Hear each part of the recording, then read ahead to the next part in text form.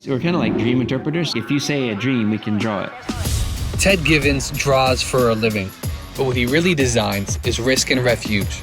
With ideas, we try to go as wild as we can, and it'll always kind of slide back downhill. But if you start here, you finish in the middle. We're doing a tower now. We cut out half the tower. It seems kind of crazy, but by doing that, the penthouse is now worth like exponentially more. From Hong Kong towers to kinetic homes that move with the weather, he builds for people, not headlines. Architect, teacher, founder. He left the safe path for harder questions. What do we protect? What do we let go? What do we dare try next? There's nothing accidental about a natural disaster. It's a probability. It's gonna happen. We met him in North Carolina to sit in the sketches and the doubt. Our neighbors lost their house. And we actually bought some land beside them, and we're gonna build our house, but before we do that, I wanna help them rebuild their house. It's hurricane-proof, flood-proof. Your family's been here, what, 100 years or more? 100 plus. So you're definitely not leaving, so we need to build something that works with the river. Because the messy middle is where constraints become the party. And failure becomes the detail you draw better the second time. Architects have some of the most unique minds, and this is gonna be an exciting conversation. I'm very excited to be here for a lot of reasons, but more than anything else, I feel like, as I said in the intro, architects are some of the most unique personalities and minds, at least I believe. It's where you take personality, form, and function, and intention, and really kind of bring it all together. So I just want to say thank you, and I'm grateful for your time today, man. And thanks for coming, because you came up here from Florida, so I appreciate that. Yeah, we're here in Asheville, North Carolina. Yeah, I think it was good to talk to the Roberts family and the mayor, Marshall. I think kind of seeing what we're doing on the ground is better. Yeah. Because you can talk about architecture, you kind of got to see it. Yeah, and the beauty is what we have behind us today. These are just some of the sketches that you've done. There's a bunch of other stuff going on the walls back here. We'll cut to some of that B-roll in the edit, and we'll definitely get to those. But I want to actually start this off and really kind of dig into kind of the core. And for me, it's not just what you've done. That's what the messy middle is about. It's kind of the process and the journey. So I would say in 2 sentences, I'd really like to know, what are you building in this chapter of your life right now as an architect and as an entrepreneur? Okay, well, I guess I started a firm in the past. It grew really big. We sold it. It's a great firm. It got almost too big. So I guess in July, we started a new firm. And our mandate was to mainly start doing houses. And the idea was we do kind of like an ultra poverty level side of the firm and an ultra luxury. We focus on those two. We don't touch the middle. The idea was because we were in DC at this event, my friend and I were like, we should just do something more meaningful. We're in our 50s now, we have a lot of really beautiful, rich clients, but we need to make a difference too. So after our generations, we'll leave something, make the planet better. So the idea was to kind of try to balance the luxury with the ultra poverty. And the new firm, it's literally those two camps, and we forget the middle. The middle takes care of itself. We were walking, on the site, and those are the birds you're gonna hear in the background, so that's fine. Everybody's looking what are the birds? We're in Bird's studio, so you're gonna hear the bird. We were walking at the site, and we talked about changing the world. And obviously that's the statement that we always hear when we're younger, and a lot of people sometimes grow out of that because they get beaten up by life. But I think this idea, it's not so much just changing the world. A lot of it was, as we were talking about, sometimes it's just changing the reality or making a positive impact on just the people around you. And I see that in a lot of the people that you have around you and the work you've been doing. Yeah, because the world really doesn't need saving. The world is fine. We need to take care of ourselves in the world. The world will be fine without us, maybe better. But the idea is to make the people living in the world have a better life. Right. And I guess part of that is even on some of the kind of sustainable housing, building things. After the Hurricane Helene kind of liquidated the town of Marshall essentially. Maybe 70 businesses are gone, 30 houses, and a few lives were lost as well. But the idea is build back stronger, and don't just build back the same things. Because at the Roberts house, if you rebuild a stick-built house, in 0 to 100 years, it's gone again. So take a pause and use that to kind of come back with something smarter and different. Right. And we'll get to the Roberts House and we'll get to all the Asheville stuff here in a bit, because I think it's a beautiful thing. One thing I didn't know that I didn't expect that I would get to going into this and getting to know you was, when I looked you up, it was all of this luxurious, amazing, worldly design work that you've done that's just, obviously world renowned, but where we are in Asheville and what you're doing and this kind of like sole purpose around your work is very unique, and it's a beautiful juxtaposition that we're going to dive into. But before we do, I think this is kind of funny. This is the only time I'm actually going to read from this thing, but as I was doing some research and just kind of comparing my notes, throwing some stuff into AI and seeing kind of like what it spit back, and really every time I do an interview, I kind of like really try to refine and understand a thesis behind the why. Why am I actually doing this, and why would I want to, utilize your time? That's a good question. And I wanted to read this description to you, and I wanted to get your take on it. Okay. All right. So, Ted is a climate-conscious, futurist architect who has repeatedly risked stability to chase ambitious, sometimes controversial ideas.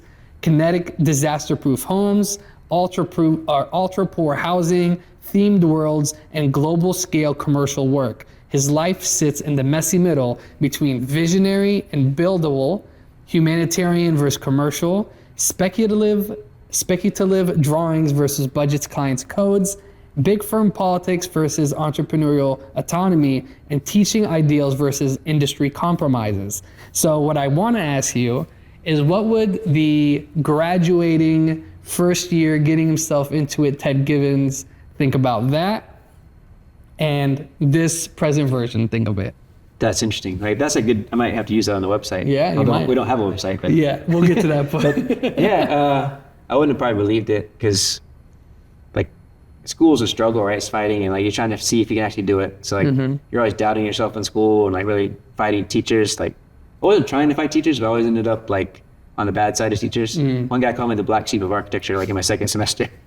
That's a great way to really be inspired to do the work. Yeah, but sometimes we need black sheep, so it's good. Like, yeah, he became like my mentor. Is it because you were just questioning them so much, or is it just their reality wasn't yours? I would just do different things and get in trouble all the time. Like sometimes it would go well, sometimes it would go horribly wrong. So by the time I got to grad school, people would just come to my reviews just to watch me get crushed by the jury. Like I'd have a crowd just to watch me get attacked by professors and guest critics, and it wasn't anything like revolutionary, I didn't think, but I guess it was causing some problems. But that kind of made me tougher, because in school they beat you up on purpose, so when you get in the real world, you just kind of suck it up and keep going, because clients can be difficult. They're really great, but I mean, there's a lot, like you talk about codes, there's a lot of things to balance budgets and visions, and you have to have a thick skin to get through that. They say it's almost like an egg. Right. And you have to kind of care for that idea like an egg. It's very fragile, and then it kind of grows into something. You have to kind of nurture it at first.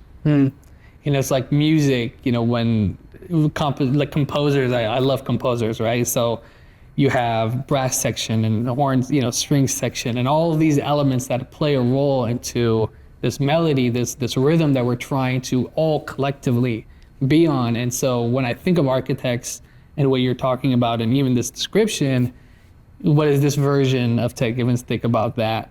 Because it's essentially summing up your life's work to some extent. Well, I guess, one of my first bosses, like he's a principal in our firm. He's like, his name was Jim Williams. He's really a great guy. He's like, my job is mainly to make sure your designers don't kill each other. Because there's a lot of egos in art and design, but once you learn how to work as a team, to your point, like it is an orchestra.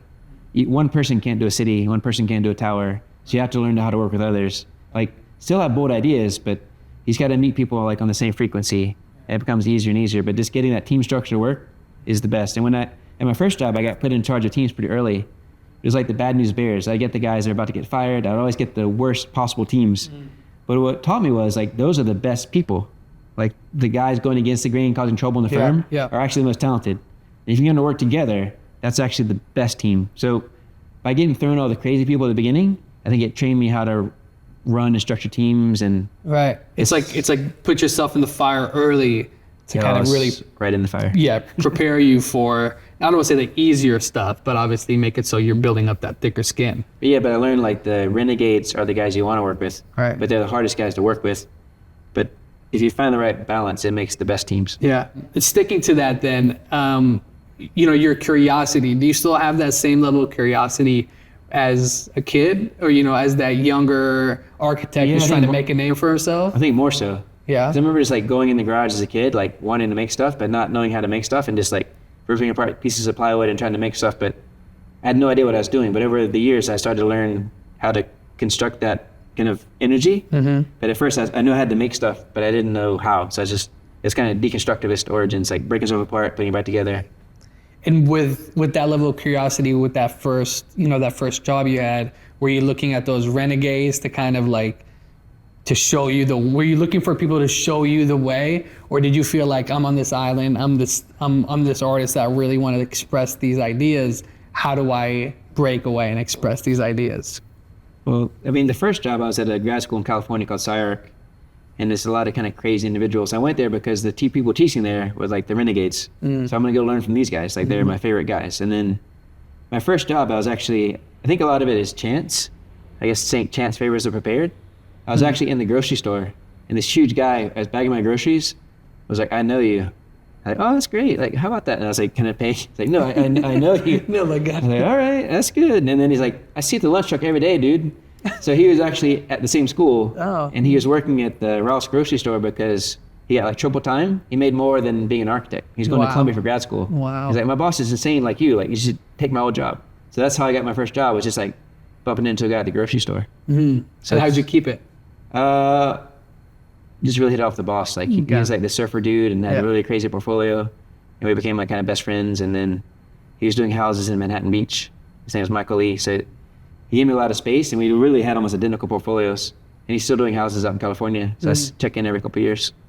That level of space that you talk about, you need that for collaboration. You need that for your free thinking. I felt that when we were walking around, at the up on the deck, looking out on the water. But how important is that for you? Just to, you have so many people now that are, as you grow the new team, that are going to be around you or surrounding you. Like, how do you create that space for yourself and kind of like really sit in your ideas? I guess the idea was to leave Miami. We have a Miami office, but to come here and have like the Fortress of Solitude up in the mountains, really quiet and kind of passive. And then you'll meet John later, our first guy that came down here. But the idea is there's no really office hours, because you might have an idea at 4 a.m, not during the day. So there's really no structure. It was kind of causing a problem in the old firm, because we're probably too structureless. But if you just kind of find the right rhythm, it always comes. Like, if you remove some constraints, it opens up a lot of doors. You need some balance and some like accountability, but the more we let it drift, the better it comes. And with ideas, we try to go as wild as we can. Yeah. And it'll always kind of slide back downhill. But if you start here, you finish in the middle. Yeah. So they always say like, a much better pull me back than, pull me forward, right? And you always get this, even the project we talk about, like, is that too futuristic, too weird? But the more stuff we show that's kind of crazy, the more people come to us. Yeah. And the more people come to us that we want to work with. So in a weird way, even we bought some land and we were taking down the trailer, and the dump truck driver saw the house we're doing, and he wanted the same house for him and his wife.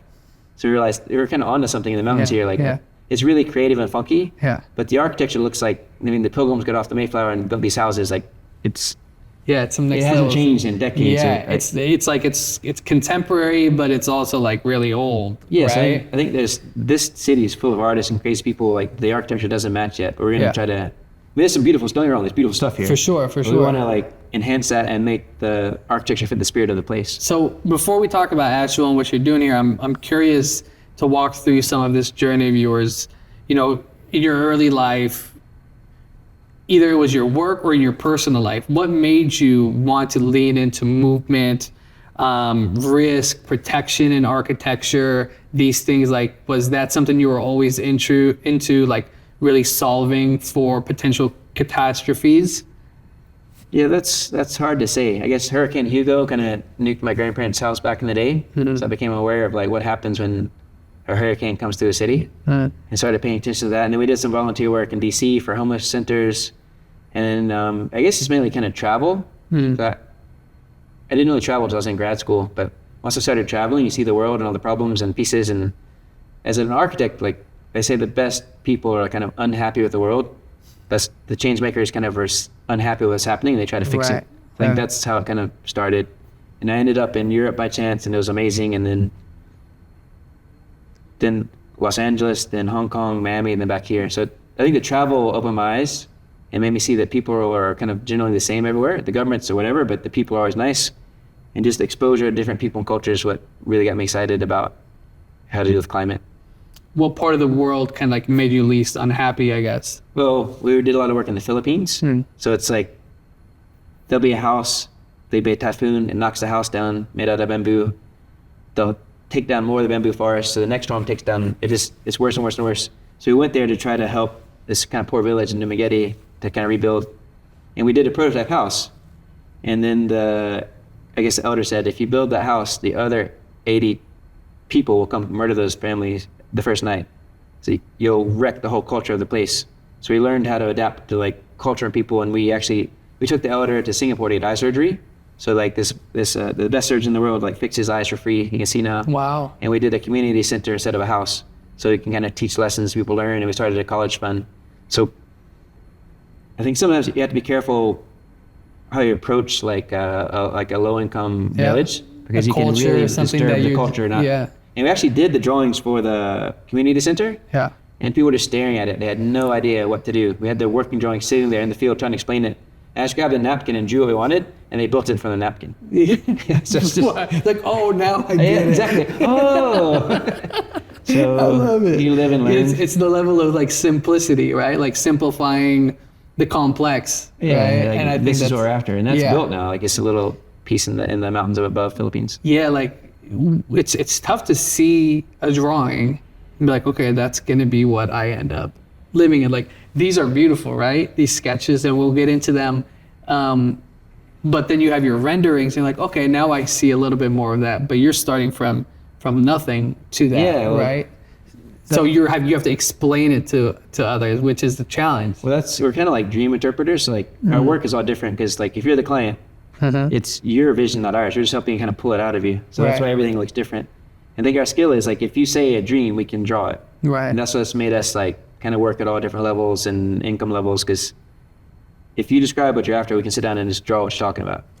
What'd you call it? Dream interpreting dreams. Like I love that. That's dream interpreters. That's cool. We're gonna keep that one. That was. We're gonna keep all of it, but that one specifically, I'm keeping in my chest. But even if it's like a rural village or like a prince, like if you can sit down and draw what they're talking about, and they also feel like ownership of the actual idea. If you draw it with them, they feel like that's their idea, and they see it coming out. And then when we come back to the renders, they already know it's coming, and they feel really tied to it. Yeah. I love the thinking around it, and then being, having the ability to really clarify it in a way that really resonates with people, communities. They see the value of it, which makes me think about like your evolution, right? From RMJM to 10 Design. Like what was it at stake? What was at stake for you as a co-founder of 10 Design, when you're kind of like making that transition? Because when I was introduced to you, that was the first thing I saw, right? And obviously what we're talking about and what you're building with Bird Studios is really unique. We'll dig into that. But yeah, well, I guess we at RMJ was a really nice firm. Yeah. And then I was doing a lot of work for it. There's some Evil magazine publications and things. I was writing articles and getting published. And the chair would come by my desk and be like, hey Ted, I heard you're doing cool stuff. Like, let me see your latest magazine. I'm going to the toilet. I want to read it. So I'd be like, here you go. So he just kept coming by like once a week asking for articles to read him in the toilet. He was eating something for lunch. That was pretty heavy. And then like we got to know each other like tangentially through that. And then I made a big mistake in front of our global chairman, kind of talking about the economies and things. And then we ended up in the Philippines meeting a bunch of developers. And then he's like, you just got to come join this new firm. And like, I had just bought an apartment in Hong Kong. I could barely afford it. It was a lot of money for a 2-bedroom apartment. Like every single surface had to be removed. Wow. I think except the floor, the windows, the kitchen, everything was ripped out and replaced. Wow. So we just bought that. And then he's like, let's start something new. Like, yeah, why not? Because I couldn't get out of the mortgage. I had this property. Yeah. Well, let's just go for it. Like, all right. So that's how I started. So there are 4 of us. And it ultimately grew to like about 250. I think it's like 450 people now. Wow. Just exploded.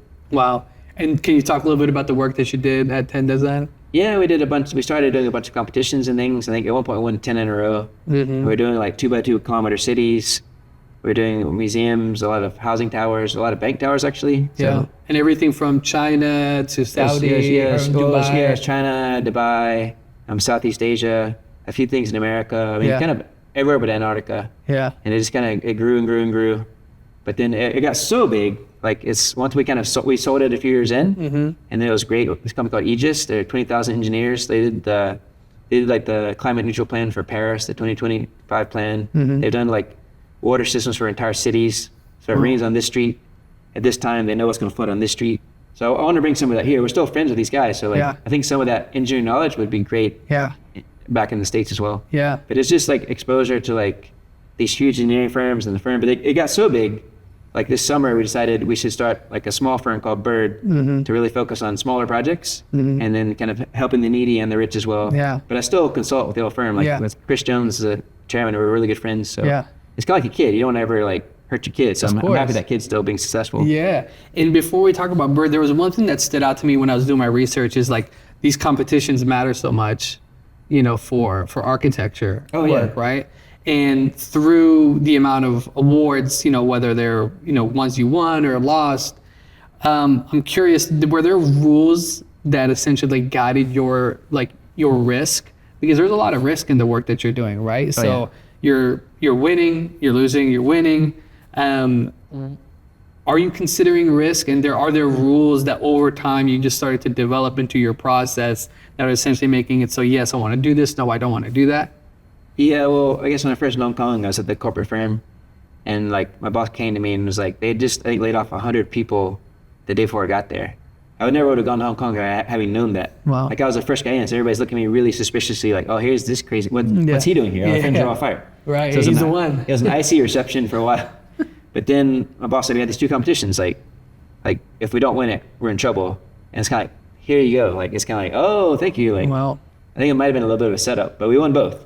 Wow. And then like to your point, like one was a fitness center in Dalian, China, and like there's a site and there's a road through the site, but we just kind of ignored the rules and actually built over the road and kind of changed the paradigm a little bit. And we did a compliant scheme and a non-compliant, and the non-compliant won. And we realized like if we actually push the envelope more, we win a lot more often. Like if we just go at it and do it as right, even if the code is wrong or the height is wrong and change the brief, we tend to win. Wow. If we follow the rules, we lose every single time. Like we remember that, kids. we had one partner, and if he liked it, I was like, oh, we're gonna lose. Like, oh, this guy likes it. But if he is uncomfortable, I know we're gonna win. Wow. So he's like canary in the coal mine. I just asked this guy what he thought. Like, oh, I love it. Like, oh, we're dead. But if he didn't like it, oh, we're gonna win. So it's counterintuitive, but the more we push, the more we went against the grain, the more we won. Because they're looking for you in competitions to like challenge the brief. Even clients, you don't have. We're very respectful. Yeah. But a lot of times we can enhance what's happening. Of course. The intention is you're being brought in so you can elevate the idea more than what they're doing. Yeah, right? like we're doing a tower now. We cut out half the tower. Yeah. But that actually made the sales price go up. Let's repeat what you're doing a tower now. Yes, we're doing a tower in Miami. I mean, you can't just like say that. I'm sorry. You just need a moment to like. 27 stories, so it's like fast tower. Yeah, it's small. But we cut a big chunk out of the building, which seems kind of crazy, but by doing that, the penthouse is now worth like exponentially more. Yeah. So by actually kind of going against the program and the purpose, you can actually fulfill the purpose. Right. It's like a Kierkegaardian Guardian vibe, like go against divine purpose to fulfill it. Can you say where it is? No, that's it. North Bay Village. Yeah, North Bay Village. Shout out to We've had a few things. We had a few things around there. One kind of went sideways, but this one came back in. Like we trade projects around sometimes. Yeah. Man, like I said, I just absolutely love the perspective and your move, the way you move as an entrepreneur and as an architect, I think is really awesome. I think a lot of people, in the small amount of time that I've gotten to know you, I think a lot of people are invested in kind of your vision, but that also comes with a sacrifice, right? Over time. Yeah, definitely. It's time, the sacrifice of time, family, relationships. Yeah, it's a lot of time. Potentially creative vision. Like what were the sacrifices that have kind of like really lingered with you, stayed with you the most here? Yeah, well, I mean, Hong Kong, we traveled all the time. Yeah. So there's a lot of long hours in travel, and that took a toll on the family. But I mean, we had a good relationship with my son. He's actually studying car design now. Yeah. He's like, Dad, like architecture is just too boring. I can't do that in my life. Like, thanks a lot. Like my whole life. I want to drive what I built. It's too boring. but we're really close. And like, I think what saved us was COVID, because we moved back to the States to kind of slow down. We moved here to slow down to Miami. Probably not the right place to move to slow down. But like, when COVID hit, we had like a lot of time together. So we actually had that kind of brought everybody back together. Yeah. So we go fishing every day, and we live in the water. It's amazing. Like we had a lot of family time. Love that. But yeah, it does take time. Like, how important has family been in your evolution in your life? I hope it's. I mean, I think it's very important, because I was in grad school in California, and I got an offer from this really famous firm, and I told my thesis advisor, I'm not going to take it. I'm going back to North, because my grandparents are old. They had raised me for like 6-7 years of my life. It's like, I'm going to go back to be near them, because they're at the end of their life. They're getting old, so I'm going back home for family. And she's like, look, when someone hands you a baton, like this job, you're supposed to run, like not hand it back. Right. That sounds kind of arrogant. Like, I don't care. I'll be famous enough if I go back home. It's no problem. Right. I kind of, part of me wish I had taken that job, but you can never take family back. So it's totally worth it.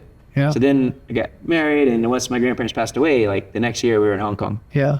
Wow. So if family does guide it. Yeah, of course. But I mean, at the first couple of years back in North Carolina, I was like, this is extremely boring. What that have I done? But then like my old thesis advisor, like, you just got to give some people something better than they expect. Yeah, and I think there's something to the, what we were talking about earlier about saving the world, and and kind of really kind of looking to provide something more positive, or supporting those around you, saving yourself. And a big part of that journey, I think, of it, a big part of that journey is like, you can make so much money, it doesn't mean it's going to provide you any identity to who you are, or really nurture your soul and your life's work. So as a person who was born in Lebanon, and family is a big center of who we are, who I am, I definitely respect that. And I think that's a really important part of especially entrepreneurs now trying to live in this world of like satellite everything. You have more opportunities to see family. So how intentional are you really trying to be? I used to make a bad quote, like a Nietzsche quote, like if you kind of see something other people don't even notice, but attack it with the precision of a surgeon, you're going to kind of be all right. Yeah. So if you really, really love something, go for it. It always kind of works out. Yeah. Yeah. That's 100%. And my grandfather used to say, like you seem to just stumble through life all the time. Like, how does it happen? Like, it's true. Like, I think chance and luck, but just being aware around you. Yeah. Because they always say chance favors, the prepared. For sure. But the curiosity is what's driving I think so. Yeah. And I always tell my wife, like, I always end up in these crazy situations, like the weirdest moments. I told my wife, like, I'm always ending up in these ridiculous situations. Yeah, it seems like it's eventually, like gypsies and Gypsy King. Yeah, the Gypsy King. It seems like eventually you're going to realize you are the situation. You are. I was like, oh, that's interesting. Yeah, you're the kind of the center of these moments. Yeah. I'm always like, what am I doing here? Like, you always have these moments. Yeah. But I think it's part of like that action and reaction. Like everything has a purpose, right? And I think you are a core part of these things that are continuing to, I don't want to say fall, right? But there's the ripple effect that's, that comes from your wave, right? I think it's important to like recognize it, right? It's kind of, if you throw something in the universe, it kind of comes back. Yeah. In a different, but it's related, but yeah, whatever you give, it comes back. Yeah, I've been telling that to some of my nephews who are, some of our interns of a company now, but it's nice to have that. But I tell them, like, your actions now really can make a real ripple effect in the next 5 years, 7 years. What are you doing in the time that, you think you're bored, or when you're not doing anything? Yeah. And really kind of dig in a little bit more into, your passions. Don't be afraid. You got to work really hard. Like in undergrad, I worked way too much. Like in studio, I was there all the time. Yeah. I wish I could pull some of that back now, but I was just I was so excited about it. I just worked nonstop on the weekends, and it's probably a dull college life, but I made up a little bit in grad school. Yeah, no, I think the time paid off, and it brings me to this thinking around like how you came up with Tornado House when I was really kind of like working through your work.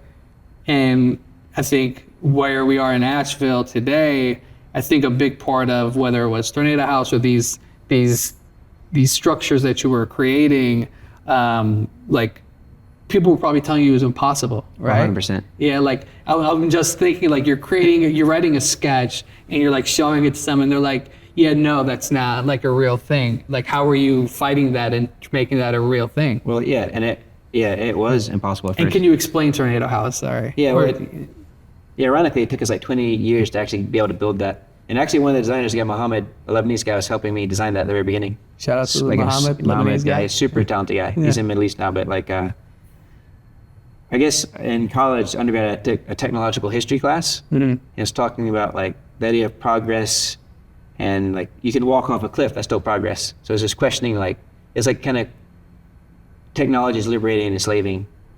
So Technology is liberating like and you enslaving. get the cash register at the grocery store, Yeah. but then the clerk can't add anymore. So it's like it gives and takes. But the idea was to try to use that knowledge and try to do these high-tech buildings that will like make a difference without causing another catastrophic problem. But back in the day, we had done, I think it was Wilkesboro Community College, we did a technology building back when there was a firm called Little. And they had this, they're developing they have SIP panels, it's like plywood, foam, plywood, but they were doing Kevlar, foam, Kevlar. So it's like this bulletproof, super strong material. So that kind of launched me thinking about like, what kind of building would that become? So that kind of became the Tornado House. And the idea was tornadoes, because we had this teacher who talked about how there's nothing accidental about a natural disaster. It's not an accident. Like after these horrific storms, it's not an accident, it's a probability. It's gonna happen. So you start thinking about these things as probabilities, and then what can you do to kind of infiltrate that and kind of fix it, or just work with it. So don't treat it, like don't act surprised when a disaster happens. It's gonna happen. Right. You live in the ocean, you can have a typhoon, you can have hurricanes, a tidal wave, it's gonna happen. Right. You live, even here, there's earthquakes, people don't even realize it. But you just have to be aware, and we started trying to think about ways to like combat that. So the Tornado House was the idea of, it was actually on hydraulics, so it's designed kind of for Kansas, because there's so many tornadoes just destroying communities. Like, what if the house could just go in the ground during storms on hydraulics? Because we actually designed a working model working with Hong Kong University, because one of the professors there, but it was actually, it's a complex weave, but most disaster-proof houses look like bunkers, and they're kind of horrible looking. So we did a glass box, tornado-proof house. It became that. And the idea was when the storm comes, you can throw a rock and destroy it on a regular day. But when a storm comes, it drops on the ground, has this woven concrete roof, so you can drop a bus on it, and it's gonna be totally fine. Wow. So it was all engineered to work, and we almost got it built in Utica, Kansas, by a guy that house had been, I think, destroyed 3 times. Wow. And he lost his pickup in the last storm. That's when he got serious. It never quite happened, but it taught us a lot of lessons on how to make things happen. But the idea was to do something different. Like it's disaster-proof, but it looks like a Miesian glass box. It's super fragile, but super strong. So that's where I started. That's how it started. That makes sense. You said it took 20 years. Well, It was 20 years of work. part of the reason was in tin design, I was going to like kind of lead a research group and really focus on that. But then we kind of won so many competitions, we got so many projects, it kind of fell off. Like we got we did so well, we lost the mission a little bit. Yeah. Like what I originally started it for kind of got lost, but Yeah. it got exciting because you're winning all these things and building things. The reason why I wanted to highlight that is because, there's a lot of just incredible filmmakers that I really love, right? And they'll talk about some of the films that they're working on. Sometimes they'll say, yeah, it took 7 years or 10 years to make this. But it took me a while to realize what that meant. Like how, like logistically, the actual action of 5 years, 7 years, why does it take so long? And it's really the development, the work, the education, that you're working to put in, and then all of the things that happen in your life that just slow down the process to actually go and do it. Yeah. And so the reason why I wanted to highlight is because not only did it take, from the seed to really trying to get something happen in action in 20 years, it didn't actually end up getting created, right? A lot of guys leave school and you're like a young punk, like 1 year out. Right. And a lot of my friends started firms right out of school and they all kind of failed, but I went for corporate firms to get experience. You have to get experience. Like, you're not really good as an architect to get older. Like, right. And I've been accused in China, like, they ask me how old I am, all these things. Like, age does matter for an art. The older you look, now I'm kind of finally getting into where I look old enough to be respected. But it's true, because you do have to build things. You have to learn what works, what doesn't work. I love that. But you have to build stuff to understand how it works. It's complicated. Right? And you see why everything's a simple box, because it's really easy. Yeah. As soon as you start messing with stuff, it's a lot more complicated. Yeah. But the more you do it, you get a workflow and you realize actually you can do that. It's actually not that much of a step out of the norm. Why did a lot of your friends Well, their firms now work. Everybody's super ambitious and like, they just want to launch right out of school and start. Some people really do it, but for me, I thought I better go work at a big corporate firm just to learn how the system Figure it works. out. Yeah. Because I had a boss at the time doing houses, and he's like 45 and frustrated because all he was getting was houses. It's like I learned from that, like, well, I like what he's doing.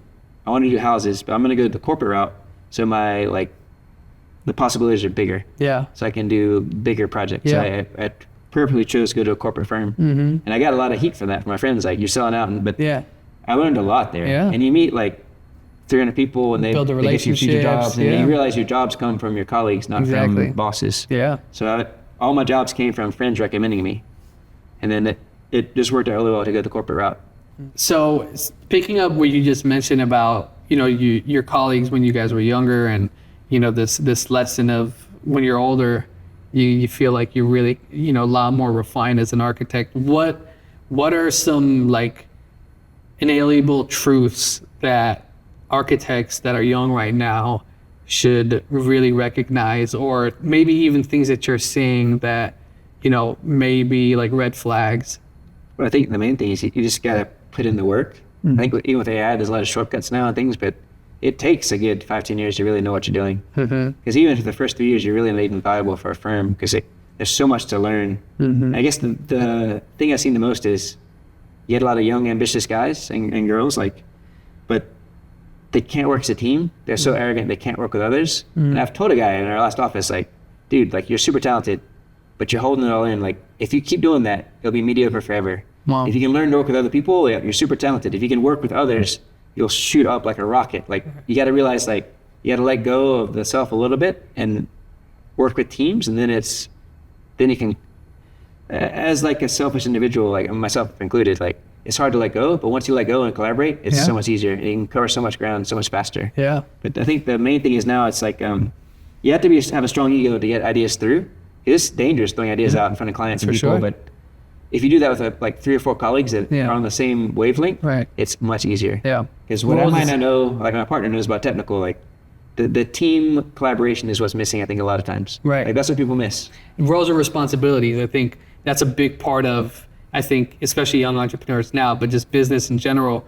People who are growing their business, sometimes people are doing other people's jobs, and it's really trying to refine those roles and responsibilities so everybody can work collectively. Yeah, in the beginning, you don't even know what your lane is. You can't stand it because you don't even know what it is. Right. So you got to push the envelope, but at the same time, learn to work with others. Yeah. And eventually, everybody gets on the right side of the bus, and they go in the same place. It works great. Yeah. But there's constant chaos. We've had people like fighting and crying and throwing things. But usually, like, the more people fight on a team, like, the better the result. Yeah. So we don't encourage that, but the more people just like, they're challenging each other. But it's like a family. Like, families argue. You argue, you work through it, and those always come out better. Yeah. If everybody's playing too nice, like, it's I guess double-edged sword, because you want to collaborate, but then you want to argue a little bit. So there's a fine balance. I was literally just having I'm fine to say this in the interview. I was just literally just having this conversation with my brother, who's part of the company as well, of Zaki Rose, and after I had the 2-hour plus delay, and I'm driving and I'm dealing with like 60 deliverables, and these people messaging me as I'm trying to get make it over here. He doesn't read a brief, and then he asks me a simple question, and I'm like, bro, the answer is in the brief, right? And I kind of got a bit frustrated, but the reason why I'm bringing that up is because it's so easy to get frustrated with family, right? But it's also so easy to just have an ego and try to just kind of like own something. And I had to just say to myself, listen, apologize. I did it, I wasn't trying to like blow up there, right? And it wasn't really much of a blow up, but if you aren't able to accept failures or the things that you're creating that might be a challenge to others' growth, then nobody's gonna really grow, right? Well, it teaches you a lot. Like, we've had stuff rejected that someone else come in and be like, they'll see your rendering, like, we want that. Like, suddenly it's been blown out of the water, but it's so terrible. Someone else come in like, I love that. That's the best thing I've ever seen. Right. So, and he also brought up a great point, something I didn't even consider that I should have thought through a little bit more. So it's not any one person's thing, right? It's a collective effort. Then, reading briefs is like complicated. Some people just can't do it. Like, I'm not great at it myself, but people around me are. I kind of skim it and know the basics and just be launched. Because we had one big argument on a project once. Like, they had this huge master plan, and the team was fighting. Actually had read the brief, but they hadn't. And they're fighting about where this hotel goes, this master plan. And we realized, like, a weekend, like, guys, like, there's not even a hotel in Brief. You guys, are you guys fighting? There's not even a hotel. I love it. It's just like It's something, just like, oh. the answers are right in front of us, Okay. you know? So I want to talk why we're in Asheville. I want to talk about Bird Studio. You know, we've your step into this space of kind of like really saying, okay, this has grown too much, I want to make a move. All right, this is growing too much, I want to make a move. Now we're here in this place where you're really developing something, and Bird comes from your That's my grandfather's last name, because I last spent name. like 6-7 years with him in his house growing up. Right. So it's his family name, but it's also the idea of like the Firebird, like rebirth, kind of from the ashes. Yeah, they always call us, even the Lebanese, the Phoenix, because you know we have to. At one point we were going to call it Phoenix, but Really? it was a bit too appropriating Asian culture, so we didn't. Really? Okay. Yeah, Phoenix feels a little older these days, but it's all good. It was Bird because it's a family name, but it has that meaning. Yeah, I love Bird. I love what you're doing. Just the work around here is just like just unbelievable. And I'd love for you to kind of just tell me, like, what is the, you know, we talked about, you know, it being kind of like luxury, and I don't want to call it poverty, but it's like lower income or people helping people in need. Yeah, helping people in need, right? And I think there is no middle ground. And I think it feels like that is the intention, right? The focus here. Well, it actually kind of worked, but ironically, we came here just to do houses, and our first project was a 20-acre master plan for Atlantic City. It's like 6 towers, a casino, all these. And we also had in the Middle East, I can't say where, we did like a 15-kilometer city master plan. Those are our first projects. So it got right off the wrong start again. but this time we also have like Pumpkin's House. We're doing stuff with Habitat in Atlanta. Yeah. So we actually are doing both. So we're actually doing both now. Yeah. So we're equally split on the two poles now. I love that. And that makes it more, I like doing both. Like there's things you can learn from both sides. Yeah. Because some of the stuff we've been doing 20 years ago fed right into Pumpkin's House. Like the stuff we've learned is now easy to do because we know how to do it. So tell me about Pumpkin. Tell me about what you're doing in Asheville specifically. Well, it's actually in the town of Marshall, which is 20 minutes north. Yeah. But we had bought some land as we were moving back. We were going to have a house on the river. Mm-hmm. And then we designed our house. We staked it out. The porta potties in. The stage were, but there was a delay on our process. But that very next week, Helene hit. It has this terrible storm that wiped out. It killed a lot of people and it caused a lot of damage. Yeah. And then it was a big deal. Our neighbors lost their house. Yeah. And we got to know them because it's a long story, but when we bought our site, we didn't make the highest offer, but I got to know the owner, which you're not supposed to do. He's this crazy jazz musician that plays in Miles Davis. It's a really eccentric group in Marshall. Yeah. And he was saying, will you let James's mom stay on your other lot? Because he lived in a trailer on the other lot. Like, that's fine. Like, charge her $1 a year and she can have as long as she wants. So kind of by being nice to our neighbors, we actually ended up getting the land. Wow. And then we got to know those guys pretty well. The first question was, are you a Democrat or Republican? I was like, I just told him, because I'm kind of in the middle, so it's hard to explain. So I said, I'm Episcopalian. He's like, what? Like, that means I'm Christian, but I still like to drink. And then he hugged me, oh, we're going to be best friends. We're going to be best friends. You get that question a lot here. Yeah, no, I could tell. So after that, we became buddies, and we started talking, and then, the hurricane wiped him out. And he was in his house when it hit. Oh, really? And then he was kind of questioning, is it going to flood or not? But then, he told me that he's in the second floor up to his knees in water and realized, oh, yeah, it's probably bad. But luckily, his son came and pulled him out. They had an old kind of catwalk that would go to the mountain. So his son pulled him back over the mountain. Because James is having back surgery. His back's broken. It's a complicated mix. But as he's saying, as they get up the hill, they watched the fireplaces fall down and the house went right in the water. Oh, my goodness. Like 5 minutes after he got out. Wow. So he's super Saved lucky. his life. Super lucky. Yeah. And after all that, I don't want to come in and build my nice house when they don't even have a house. Right. So the idea was, we're going to just figure out how to do it. Yeah. So we kind of willed it into being. Wow. So there was no plan. We just put attention on it and started meeting all these really cool people. And we met this guy, Felipe, that a client introduced us. He just got to meet. And he missed a flight, so we met by accident anyway. And he's like, I'll help you fund it, but you got to come with me to your crane next week. So all right. So I met him for 5 minutes. We were in a crane. And I met Marina and her brother Oleg through this process. All these crazy people. Right. It's just but he's donated, I guess, the appliances, the windows, and the furniture for this house. Yeah. So that's one of those kind of random situations where you just kind of go with the flow. Right.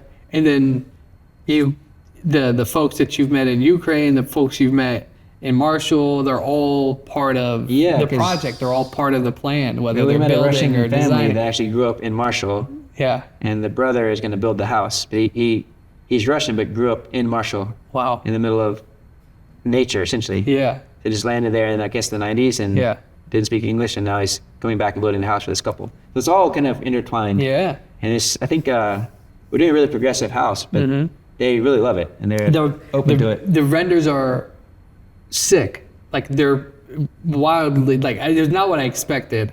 When you drive through Marshall, or you even think of like those like overly contemporary homes in like an area, it's just way very past that, it's way past that. And can you just talk about the design and the thinking around the design? Well, the idea is they live maybe 12 feet above the river. Their family's been there for over 100 years. They're not going to leave that site ever. It's in their blood. So knowing they're not going to leave, like, what can we do to like work with them? So I mean, if you saw the site today, like the street light had mud in it. That was from the flood. It was like up 30 feet where our properties are. The street light, you know, that thing that you look up, like, that's where the water was. Yeah, there's mud. It's still in the street light. So the idea was we're going to build like a concrete column. We're going to go up 24 feet. The mountain's very steep. So we're actually going to bridge back with a house. So like the column gets it out of the floodplain. We'll put an elevator for James, and we tapered it so like the water's going to flow around it. There's a false nose in it, so it breaks the nose. It's still strong. So the idea was we're going to come up across, and it'll never flood again. It's out of concrete, so I mean, theoretically should last forever. And it's going to be this really strong system. So we've got some Dominican guys in Miami are helping us build the system. So we met them actually doing a project in Ivory Coast together. That's kind of what triggered it too, because we're sitting there at dinner. We were in this like, I guess, delegation of African leaders. So all the leaders of Africa were in this event. Was it New York? DC. DC. And we were just talking like what are we doing with our lives? Like, we should both work on doing disaster resistant stuff together. So I was like the first guy that could help me do it. Because he has this prefabricated kind of concrete system that's hurricane proof and really, really strong. So his name's Jose Luis. And that was the first trigger, like, oh, we can actually do this. And fast forward to get the pumpkin, I know what system to use now. So it's, I guess, being aware of all these new systems and working with people that have already started testing and building. So they've done like, I think 200 houses in Miami. I think Hurricane Irma bounced a tree off a concrete house at full speed. It bounced off, hit the stick-built house and destroyed it. Oh, wow. On a ricochet. No way. And there's just like a 3-inch crack on the concrete house. There's so many questions. So here's one of the things that come to my mind when I think about this. I think if I'm going to think about it in like a listener's perspective, like, oh my God, you're building something for these people that lost their place. Like, who's paying for it, right? That's the first thing that probably would come to your mind, right? Pretty much. But for me, you kind of ignored that. But for me, like, as I'm thinking about it, I'm thinking about, will like the city take this on? Will other communities? Is that the idea that other communities would potentially take on this kind of design system? We got to know the mayor, right? We met Aaron today. So he's really open-minded. He's like all for it. Super cool, dude. We can't say too much, but we kind of work with a couple of local charities. And just recently, like, we kind of aligned. So they're going to help us fund it. So I think, I can't say too much, but for their house, it's looking pretty good. That's awesome. We're having a fundraiser in January, but the idea is like, the goal is to do more than their house. Like Marina was saying we should do the whole street, and even the downtown. So we're actually teaching a studio at University of Miami next semester, and the focus is on Marshall. So we're gonna like have the students come with wild ideas to kind of rebuild Marshall. And we've done that in the past, like with Real Class in Malaysia, and they sometimes adopt the kids' ideas. Like they proposed doing like micro towers in downtown Kuala Lumpur. They are senseless in a way. They're like 8,000 square feet micro towers, but the chairman loved it because that means like a company can, in a kind of affordable way, buy their own tower. So some of those student ideas can be implemented. And with the old company Aegis, hopefully like some of the water systems engineering can kind of turn like a dream into reality. It's like we know how to do it now. Like we actually know how to do it. And the funding, I think that kind of worked out, but we just kind of charged ahead and didn't really worry about it, and it kind of all folded into place. So what would be kind of like the next step for you guys? Well, the next step is we're actually after the event to raise the money. There's already money raised to do a survey. So because it's a very complicated site, so we have to get a detailed survey, and then we're gonna get a permit from the city, and we'll kind of do test borings to kind of set like what the foundation needs to be, and then we'll start construction. So we'll just have to see how it clicks in with the winter months. Because it has to be like above, I think, 45 degrees to really have the concrete set properly. So that's going to be the one thing. It might have to come after the winter, but by the time we get permits and things, it'll be about right. That's amazing, man. That's unbelievable. But yeah, it's just sometimes you just kind of sometimes you kind of suspend disbelief and go for it, and it tends to work out. Because if if you got the first no and stopped, you'd never get anything Yeah, done. So we just sure. ignore everything, just go for it, Right. which can cause problems. That's but being the maverick, you know. you usually Yeah. just kind of like, it's like a wave. You just push through and it happens. Right.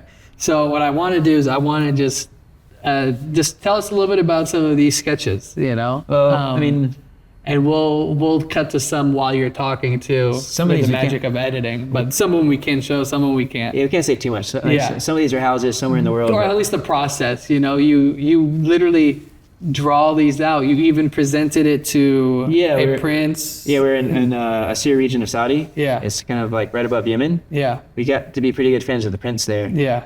So he showed me like this little medallion an architect had given him. It's like, oh, come on. Yeah. Because it's like this tiny little stone piece. So I was like, just tell me a dream.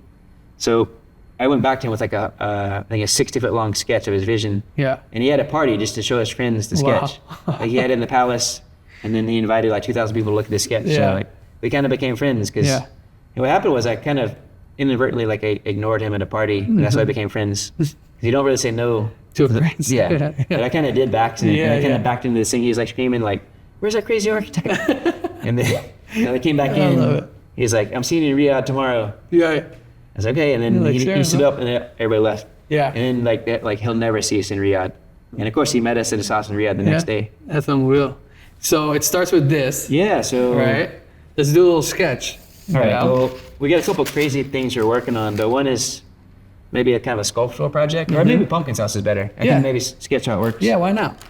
So the main idea is We can just keep with the 2 cam. It's fine. Whatever you get with these, you'll get it. we're gonna have this armature comes off the mountain. We're trying to keep it as pure as possible, Yeah. but the river comes through, right? Yeah. The mountain comes up. It's gonna cast a shadow. There's essentially a park on top. So this guy comes up the mountain. There's a shadow. We have to fortify it. So up, I guess kind of on the facing the current. It's kind of very minimal structure, but kind of facing the water. There's this beautiful view. So the nice thing is it's right on the river. And it's going to be like this really, really beautiful kind of space where they can sit on top and see the perfect river. Yeah. It kind of kicks off the back a little bit for the master bedroom. But it's really the idea of just kind of fusing this guy into the landscape. Yeah. So it's going to get covered in plants and trees. There's kind of these linear windows. Essentially, it's a giant concrete truss tying back to the mountain. Yeah. So essentially, the water can flow on either side of it. And the other thing you don't think about is what happened a lot was there a lot of landslides. Mm-hmm. So it's designed so if there's a landslide, it'll just shed right off the top of this guy Wow. and not take the house out. Wow. So it's embedded into the ground. Brilliant. Because I was going to say there's so much. There's 300 feet of earth above them. Yeah.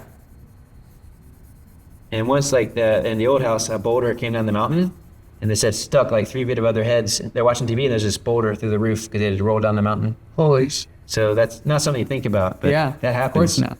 And the crazy thing is, this is actually an earthquake zone too. So nobody really has earthquake insurance, but it's Nobody has there's- earthquake insurance. no. But and then if you get hit by an earthquake, if you don't have it, you're not covered. So that's Yeah. so. You I have, grew up in Seattle. You know, everyone talked about the big one coming at some point. Who knows? people yeah, they don't realize like this is actually an earthquake zone, but that's kind of the basic layout Yeah. of the house. It's just this big armature coming on the Yeah. mountain. It's brilliant. The water flows under it, and Yeah, it's, that goes inside it. So we'll cut to this and we'll show the rendering as well. the But this plan is is it's kind of doing this, right? So the water flows around this column. It's aimed upstream, so it gets thinner. It breaks out. There's a false cone. It anchors back into the mountain. So I mean, this thing will be there for a long, long time. You study like ecology and land. A little bit. water, I mean, all that kind my of first stuff. job was actually with a landscape architecture firm. Yeah. And actually, my first job, I was actually watering the plants on the road in front of the landscape. Mine was a sandwich artist at Subway. He's actually doing something pizza for my dad's pizza shop. But Was that the during years or after? Before. We don't want to talk about those. Sorry. But anyway, I was out ordering the plants, right? And a guy from my school happened to drive by in his car, like at that exact moment. Yeah. Kind of like the grocery store story. Yeah. He's like, dude, my firm's hiring. He's gonna work for us. That was it. So I got my job watering plants at a nursery by a guy randomly passing by at the exact moment, and I'd never watered those plants ever. Brilliant. So just like this, there's a lot of like chance and coincidence Yeah, and of like course. divine It's just intervention. like, exactly. It was a really, truly divine So intervention. it's almost like, in a weird way, the least you have to worry about it. But Yeah. like the least you worry, the more stuff kind of comes through. Of course. Yeah. Yeah. No reason to worry. But that's how I work. We just do these Yeah. drawings, and then the culmination was just doing that sketch of the prints, like Yeah. and rolling it out. And the cool thing was like they had these tables out to Yeah. 60 feet, but it was like a table short, so I had to get another table to expand it because it It fell was off the that edges. long. Yeah, Oh so my that God. was good. That is so cool. Yeah, this stuff is fascinating. to me. That's one we did for Miami. So that was our first meeting. So we just rolled out this sketch. Yeah. And showed the developer 16 different tower ideas. Yeah. And they picked the wildest ones. Yeah. Like it was a really good session. That is One's so like a cool. jellyfish, one's like this lantern. Because in Miami, all the buildings are white and like green and black glass. Yeah. It's just run by really, really cheap developments. There's some Right. nice ones, but even the famous architects come in, they do this kind of really restrained things. This one's is not going to be Not like at that. all. It's going to be a lot of color and it's going to be really bold. That's so cool. That's so cool, man. I'm loving this. I could talk to you for days. Only a few more questions left for you, but I'm curious. You've seen all the success. You've certainly seen so many different characters and had such a wide range of your team. I'm curious, what has success not fixed for you? I guess. Well, I guess there's always that kind of hunger to do better. Like, it's hard to really love a building you've ever done. Like, I went back and saw a bunch in North Carolina over this past month. I went to see 3 or 4 projects I'd never seen before. Stuff that you've done that you just haven't seen yet. Yeah, because That's interesting, I had a right? cousin who's Yeah. an architect. He never went to see these buildings and they're built. And I kind of get why now. Because after he you see made it, a rule not to see it, but you need to see it to do better. But actually, some of them are actually better than I expected. really, And does it ruin this idea? Oh damn, it really almost like an artist when they hear their music, they don't want to hear it again. Does it feel like that? It's just not as good as Well, you it brings thought it back was. every single story. Okay. We had done one building, had a big cantilever at this is back at the Freeline group. He's one of my mentors, Phil Freeline and Rick Kuhn. It's a really good progressive group. And I remember we were doing this cantilever. It was kind of before my time, but I kind of inherited it. And we were we had a 50-foot cantilever for a university project, which is kind of unheard of. And then my boss, Phil Freeland, was like, no, it's going to happen. He just told the engineers to stop trying to take out the cantilever. And they made him park his BMW under the cantilever and they took the shoring out. Okay, but you're putting your car under it when you take the shoring out. Wow. So it's I guess you've kind of been pushing it since day one. Yeah, you have. I'm telling you, this is everything. We did a school in Charlotte for elementary school. Yeah. And I remember it was it's brick and it's brick. That's the building. And it's cheap. It's elementary school.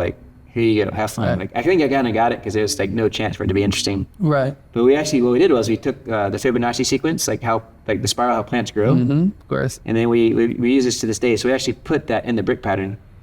So it made this really insane brick pattern on the elementary school, but it was based on the Fibonacci sequence. Wow. And we showed it to the Mecklenburg County School Board. And then the guy was like, I shouldn't. Did it go over their head? No, I don't want to say this in a bad way, but he's like, I don't know what this Fibonacci sequence is, but this guy needs a raise. And luckily my boss is there. Did you hear that? But so they totally approved it because he's like, they're never gonna, but this is a really wild brick pattern, but it had a coded message. Yeah. So fast forward, we won a competition in China because we did this crazy school and we put all these different patterns on the school. This time we loaded up patterns everywhere. Yeah.